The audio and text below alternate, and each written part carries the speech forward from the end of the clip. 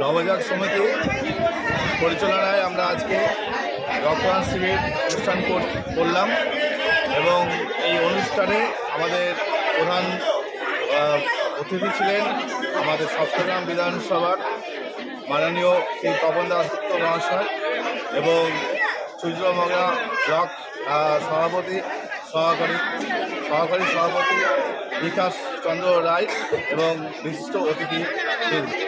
আমাদের এই রক্তদান শিবির করার উদ্দেশ্য হচ্ছে যে আমাদের বর্তমান সমাজ ব্যবস্থায় রক্তের খুব প্রয়োজন।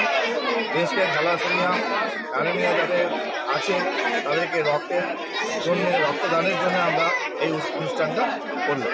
কতজন দেয় রক্ত? মোটামুটি কতজন? এই গয়টার মোটামুটি 50 জন এখনও তো উপস্থিত হয়েছে এবং আরও অনেকে রক্তদান করবে এবং পরবর্তীকালে পরে আরও অনেকজন আসবে। এটাই কি প্রথম রক্তদান? আর আমাদের এই ক্লাবে এই অনুষ্ঠানটা, এই রক্তদান শিবিরটা এই প্রথম হচ্ছে। আমরা এই মহাতে অনুষ্ঠানে যে এতজন সামিল হতে পেরেছি, এই জন্য আমরা এই গ্রামবাসীবৃন্দ তথা সকল সদস্যবৃন্দকে আমার ক্লাবের পক্ষ, নবযুবক সমিতি ক্লাবের পক্ষ থেকে আন্তরিক অভিনন্দন জানাচ্ছি।